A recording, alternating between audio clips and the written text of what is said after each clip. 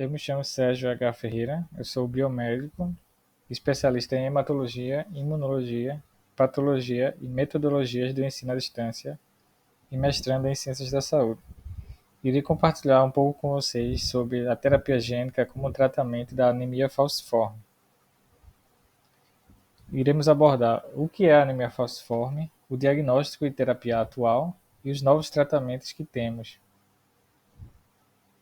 Bom, tudo começou ali em 1835, as primeiras observações, inclusive no próprio Brasil mesmo, pelo Dr. José Martins da Cruz Jobim.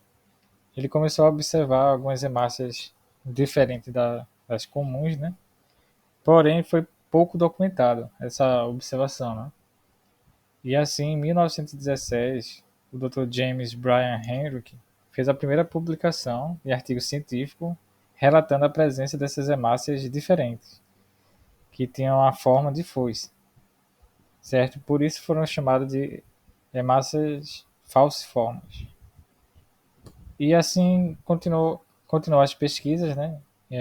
Não se sabia muito sobre a doença, apenas essas alterações eram observadas na microscopia, né? E então, alguns anos depois, com o Linus Pauling, através da eletroforese, que já era uma técnica que começou a ser utilizada, né? Aí conseguiu já separar moléculas, né? Através da eletroforese. E aí, então, foi possível separar também as hemoglobinas. E dessa forma, a gente conseguiu identificar as hemoglobinas normais, na maioria dos indivíduos, e aquelas que eram alteradas. E nesses indivíduos que tinham essas hemácias em formas de foice, foi dado o nome de hemoglobina S. É, no caso, as hemácias falciformes, né? Devido a essa hemoglobina alterada, a hemoglobina S. Que essa hemoglobina alterada, ela cristaliza quando há aquela troca do gás carbônico e oxigênio, né? Nesse momento em que as hemácias elas perdem, elas liberam o oxigênio e capturam o gás carbônico, e aí então essa hemácia ela cristaliza e fica dessa forma com projeções alongadas, né? E daí quando ela encontra um vaso sanguíneo há uma obstrução, ocasionando a patologia, certo? E posteriormente, em 1978, uma pesquisa com CAN e dose utilizando RFLP pôde identificar quais eram as bases nitrogenadas relacionadas a essa alteração dessa hemoglobina, que observaram a mutação na base GAG passando a ser GTG, certo? E, no geral, a anemia falciforme é um grupo de distúrbios hereditários em que as hemácias elas têm essa alteração em forma de foice, né? Por isso eles são chamados de hemácias falciformes. Falando um pouco de epidemiologia, essa doença ela comete cerca de 300 a 400 mil crianças no mundo tem anemia falciforme, certo? E quando a gente pega o espectro da doença em si, nos grupos étnicos, é, é muito comum também no Brasil. Se observar, 1% desses 300 a 400 mil estão no Brasil. Então é uma quantidade muito grande a ser discutida. Porém, no próprio Brasil aqui, a prevalência varia conforme a região. Observe que no Sudeste e Sul, a prevalência vai de 2 a 3%, ao passo que no Nordeste essa prevalência fica de 6 a 10%. Uma coisa também importante lembrar é que as maiores incidências da anemia falciforme está em regiões endêmicas da malária. Muito provavelmente essa alteração na hemácia fez com que os indivíduos que apresentaram essa alteração começaram a desenvolver uma resistência à malária. Isso foi mais ou menos o que é observado, nesses indivíduos. E o que, para um lado, é benéfico, para outro traz consequências, né?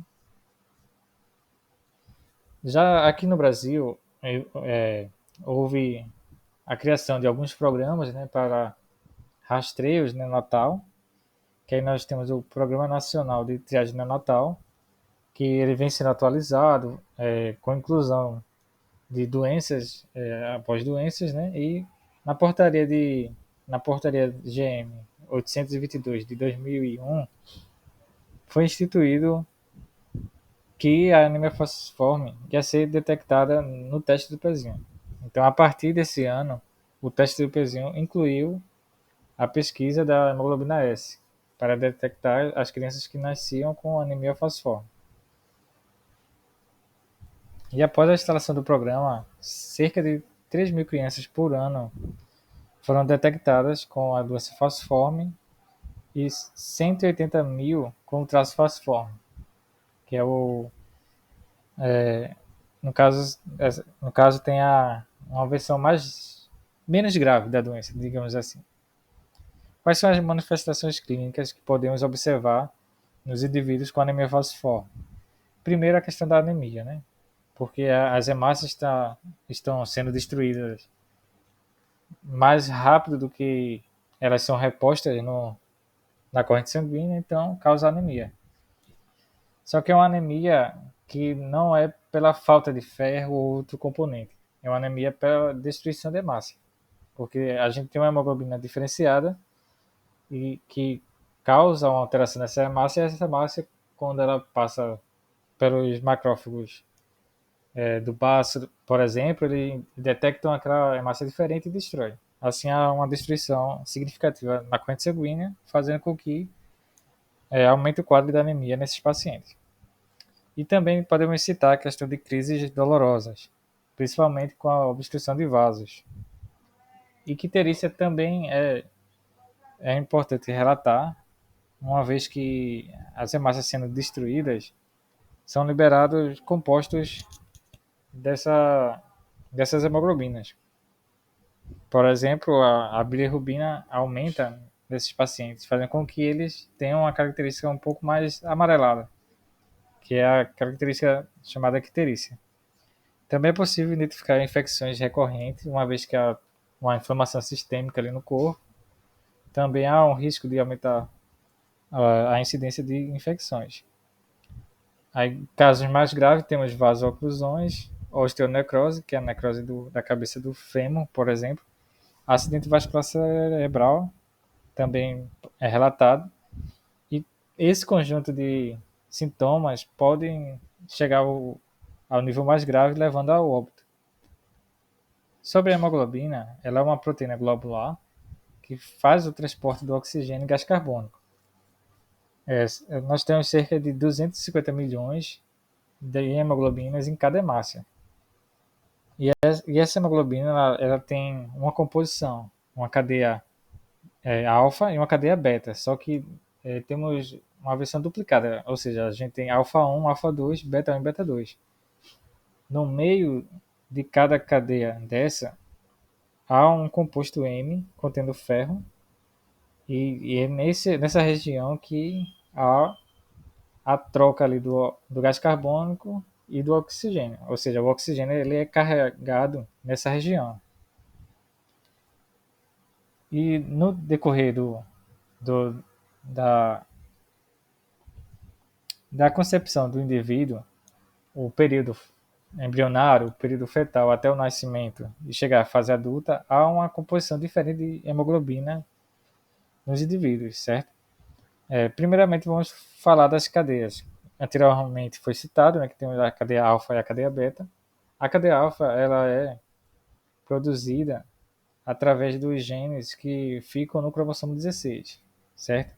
Existe um conjunto de genes que são do tipo alfa, porque eles, independente do nome dele, ele fica naquela posição onde fica a cadeia alfa no indivíduo adulto, certo? E semelhantemente, nós temos a cadeia beta e as outras variantes que também são do tipo beta, que ficam naquela mesma região onde fica a cadeia beta no indivíduo adulto. E a gente tem uma composição específica. No decorrer da vida ali, seja dentro do útero até a saída e o indivíduo na fase adulta. Por exemplo, nas cadeias do tipo alfa, nós temos a própria alfa, só que cada cromossomo contém duas cópias, ou seja, a gente tem alfa 1 e alfa 2 disponíveis para a produção das hemoglobinas, e nós temos também uma cadeia zeta, porém ela só aparece no período embrionário. Já no cromossomo 11, a produção das cadeias do tipo beta, nós temos uma variação entre a Y, gama, delta e a beta, certo?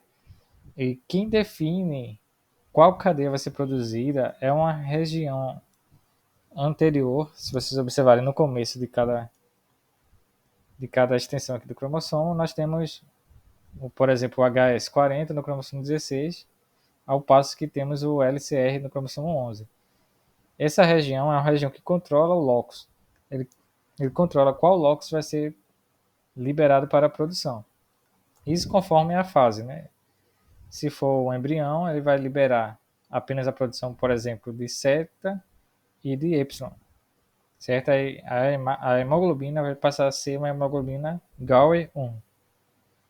E assim conforme vai evoluindo, vai mudando até chegar na hemoglobina fetal. Isso ainda dentro da barriga, certo? E ao nascimento ainda existe uma quantidade pequena de hemoglobina fetal, mas espera-se que essa quantidade seja reduzida a quase zero. E no indivíduo adulto permaneça prioritariamente a hemoglobina A, com cerca de 95 mais ou menos por cento, e a A2, uma faixa bem pequena de 2 a 3%. E a hemoglobina fetal podendo ser até zero ou limites a 1, 1,5 ou 2% de todas as hemoglobinas do indivíduo adulto. Como falado, né, a hemoglobina A é a principal, cerca de 95 a 98% ali da quantificação, certo? E se você tiver qualquer alteração de hemoglobina, nós chamamos de hemoglobinopatias, que aí cursa com mutações que afetam essas cadeias globínicas, gerando uma variação de hemoglobinas. Vale destacar que existe dois tipos de alterações de hemoglobina. Existe a do tipo quantitativa relacionada à produção, por exemplo, nas talassemias, nós temos uma deleção ou mutação que faz com que a produção daquela hemoglobina seja baixa, e nós temos defeitos qualitativos, que no caso da anemia falciforme é uma mutação propriamente dita do gene que altera a qualidade daquela produção. A hemoglobina variante, em estudo aqui, ela ocorre uma mutação no códon 6 do cromossomo 11. O gene em questão é o gene HBB, que ele se refere à cadeia globínica B, beta, certo? E essa mutação ocorre da seguinte forma: o DNA que geraria no final um ácido glutâmico, ele com a alteração ele gera uma valina, certo? E essa alteração faz com que a hemoglobina A vire hemoglobina S. Mas existem outros tipos de variações, né? Como a hemoglobina C, D e E, dentre outras. E a cada dia surge uma nova. Assim, uma vez que há uma mutação em uma dessas bases nitrogenadas, há digamos que uma criação de uma nova variante. Essas que falamos aqui há pouco tempo são as mais conhecidas, sendo a principal a hemoglobina S, a mais difundida, né, e com maior incidência no mundo inteiro. Bom, sobre a fisiopatologia, nós falamos logo no comecinho um pouco sobre a questão do bloqueio do fluxo sanguíneo, principalmente quando a hemácia ela libera o oxigênio e ela absorve aquele gás carbônico, certo? Isso faz com que a hemoglobina S se cristalize, fazendo uma longa cadeia. E essa longa cadeia deforma a hemácia, de tal forma que a hemácia fica alongada. Como vocês podem ver aqui na imagem, ela parece que uma forma de foice. E essas projeções alongadas, quando chegam no microvaso, há um bloqueio desse fluxo sanguíneo, ocasionando ali uma obstrução. E essa obstrução é a principal causa do sintoma clínico, que os pacientes com anemia falciforme apresentam. Mas também vale ressaltar que essa alteração também influencia a adesividade ao endotélio, ou seja, por haver essa obstrução, essas hemácias são facilmente ligadas ao endotélio, aumentando a inflamação local e tornando exacerbado aquele processo patológico. E também temos a questão da destruição prematura das hemácias. Como falado anteriormente, quando passa pelo baço, qualquer tipo de hemácia com alteração é destruída. Na genética, nós temos a questão, temos três tipos, basicamente. Nós temos o homozigoto sem anemia falciforme, que é chamado de hemoglobina AA, certo? A gente tem o indivíduo homozigoto que tem anemia falciforme, que ele herdou tanto do pai quanto da mãe. E o heterozigoto, que é chamado de traço falciforme, quando ele herda o gene mutante apenas do pai ou apenas da mãe. Assim, é importante a questão do aconselhamento genético para ter um bom pré-natal, certo? Em acompanhamento até o nascimento da criança. E assim já projetar toda a vida daquela criança que nasce, seja com traço falciforme ou com anemia falciforme. Lembrando que a que nasce com traço falciforme não quer dizer que venha a apresentar todos esses sintomas no decorrer da vida, mas nada impede que aconteça. Então, o aconselhamento genético é importante porque aqui começa desde cedo a ter uma observação naquela criança e assim você prevê mais ou menos o aparecimento desses sintomas, indo previamente ao médico, né, para ser tratado da melhor forma possível. E assim tentar aumentar melhorar a qualidade de vida e aumentar também os dias de vida, uma vez que indivíduos com anemia falciforme tendem a ter um período de vida mais curto, em média em torno de 48 a 50 anos de idade. O diagnóstico da anemia falciforme ele é feito com as manifestações clínicas e então feitos os exames laboratoriais para fazer a detecção dessa hemoglobina S nos eritrócitos. Nós temos o teste de falsização e o teste de solubilidade, certo? Mas aqui já consegue identificar a hemácia falciforme, porém você faz um exame mais específico para detectar mesmo a hemoglobina S, que é responsável por essa falsização. Aí nós temos a eletroforese de hemoglobina e se tiver alguma dúvida, ainda consegue usar o HPLC, que é uma técnica um pouco mais específica. Pode-se também fazer uma dosagem de hemoglobina fetal, certo? Só para acompanhamento. Ou pode ser feito uma PCR, que a gente vai determinar os haplótipos ali e ver as mutações no indivíduo. Lembrando que nem sempre vai ser somente SS ou somente AS, mas pode ter uma combinação de hemoglobina S com C, ou hemoglobina S com outra variante. E numa PCR você consegue definir essas variantes, quais foram as que apresentaram naquele paciente. E então fazer um monitoramento, né? Com exames de acompanhamento, como hemograma, a questão de bilirrubinas, para saber a questão da icterícia, né? Se está aumentando, né? No paciente, a questão de ácido úrico, contagem de reticulócito, dentre outros exames para acompanhar o paciente no decorrer da vida dele. Aqui está um exemplo da eletroforese de hemoglobina, né? Na primeira aqui temos um traço falciforme, o indivíduo apresenta hemoglobina A e hemoglobina S. Na segunda imagem temos um indivíduo que não tem anemia falciforme, ou seja, só tem hemoglobina A.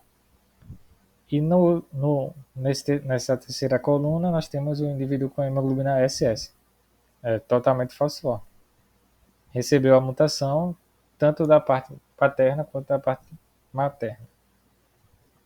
O tratamento é baseado na apresentação clínica. Como é uma mutação, como é uma alteração genética, você não tem como fazer um tratamento específico. Então, acompanha-se o paciente no decorrer do tempo e vê quais sintomas eles apresentam. E no decorrer da apresentação clínica daquele paciente é passado a medicação para diminuir os problemas e melhorar a qualidade de vida. Então é passado analgésicos, anti-inflamatórios. Pode-se passar também a questão de antibióticos, né, em caso de infecções. Mas o principal medicamento passado para os pacientes é a hidroxiureia. Ele é um antimetabólito, inibidor de síntese de DNA. Ele é muito usado em casos de leucemia mieloide crônica, certo? Porque ele faz com que ocorra uma mielossupressão, uma diminuição da produção ali das linhagens celulares, porém ele induz um aumento de hemoglobina fetal. Lembrando que a hemoglobina S é a que cristaliza ali no, faz com que a hemácia deforme, mas a hemoglobina fetal não. Então, para os pacientes que só conseguem produzir hemoglobina S, é melhor que ele tenha hemoglobina fetal, né, em quantidade alta, certo? Por isso é passado esse medicamento. Em outros casos, principalmente os mais graves, é indicada a transfusão de hemácia, porque aí o indivíduo vai receber de fato a hemoglobina A no corpo. E de certa forma vai reduzir a quantidade de hemoglobina S. Por ter uma quantidade no sangue de hemoglobina a medula óssea não vai sentir a necessidade de produzir mais hemácias, né? Então consegue mais ou menos reduzir uns 30% da hemoglobina S em quem recebe a transfusão de hemácia. Porém, há um risco de produção de haloanticorpos, principalmente quando há repetições de transfusão sanguínea. Lembrando que ninguém é igual a ninguém, então, cada vez que o paciente recebe uma bolsa de hemácia diferente, pode ocorrer uma produção de um anticorpo, certo? E na terceira vez ou na quarta, começar a produzir anticorpos e assim começar a rejeitar as hemácias. E então, torna-se mais grave a doença. E qual seria a alternativa? Seria o transplante de medula óssea, certo? Aparentemente, você faz o quê? Você troca de sangue, né? De certa forma, então há uma produção de hemoglobinas normais, digamos assim, hemoglobinas A, nesses indivíduos. Então, esse paciente é curado. O primeiro transplante bem sucedido ocorreu em 1984. O paciente em questão tinha uma doença maligna e também tinha anemia falciforme. E após o transplante, ele foi curado de ambos, tanto da malignidade quanto da anemia falciforme. Então, ligou-se o alerta e percebeu que o transplante era capaz de curar a anemia falciforme. Então, foram fazendo estudos e estabeleceu-se e foi estabelecido como uma forma de tratamento. A portaria número 30, de 30 de junho de 2015, do Ministério da Saúde, autoriza o transplante de medula óssea no âmbito do SUS, ou seja, agora faz parte do SUS o transplante de medula óssea para indivíduos com anemia falciforme. E qual é o critério? Que seja aparentado e tenha um perfil HLA compatível. O que é um indivíduo aparentado? Que seja da mesma família, porque a chance de ter incompatibilidade é um pouco menor em comparação a indivíduos diferentes. Porém, tem que ter o perfil HLA compatível, que nesse caso é o antígeno leucocitário humano, que cada indivíduo tem um padrão específico, tentar ser o mais compatível possível, para que ocorra tudo bem com esse transplante. Certo? E o indivíduo, quando recebe esse transplante, ele começa a produzir hemoglobina A, assim sendo curado da doença. Alguns estudos, né, como o de Gluckman em 2017 e de Krishnamurti em 2019, identificaram que esse transplante halogênico, inicialmente ele curava em torno de 90% dos pacientes. Esses 90% ficavam livres de sintomas em 5 anos, porém sempre tinha aquela quantidade pequena que não era satisfatória. Que ocorriam doença do enxerto contra o hospedeiro, ocorria uma rejeição ao enxerto e até morte. Só que a morte não era em decorrência do transplante em si, mas uma infecção como causa principal. Porque se o problema foi contra o enxerto, então não foi. Então ele se enquadrou na questão da rejeição do enxerto, certo? Só para ficar claro. Ou seja, é um ambiente ainda seguro, de certa forma, porque a morte ainda se dá por conta da imunossupressão do paciente, né? E não por conta do transplante em si. Aproximadamente 1.200 transplantes já foram realizados no mundo e no Brasil 30 deles já foram realizados. E o que fazer com esses 10% que não foram satisfatórios? Uma opção que temos é a terapia gênica, que vem com a ideia de corrigir esse gene, ao invés de a gente trocar o sangue do paciente, de certa forma, de um indivíduo diferente, nós podemos pegar a própria célula do paciente, fazer uma correção e assim trazer de volta para o paciente. E então o que acontece? A gente reduz a possibilidade de rejeição, porque a célula é do próprio paciente. Então seria a perfeição, né? Você vai lá e corrige a, a célula tronco e ela passa a produzir hemoglobina A normalmente. A tecnologia por trás disso utiliza um vetor viral. É conhecido que os vírus eles têm aquela capacidade de se introduzir ao DNA humano e ali inserir seus genes no DNA, fazendo com que o DNA, após a duplicação celular, ele carregue aquele gene alterado. Então, pensar em fazer o mesmo com a hemoglobina, aqui o gene HBB, que é o gene da beta-hemoglobina, a cadeia beta da hemoglobina. Então, se a gente cortar esse gene e adicionar o gene correto, quando ocorrer a questão da produção da hemoglobina, vai conseguir identificar o DNA correto e produzir a hemoglobina de forma correta, certo? Qual foi o primeiro gene que trabalharam? Eles fizeram uma cadeia beta-hemoglobina, como é algo mutante, né? De certa forma, essa globina beta passa a ser chamada de uma alteração T87Q, certo?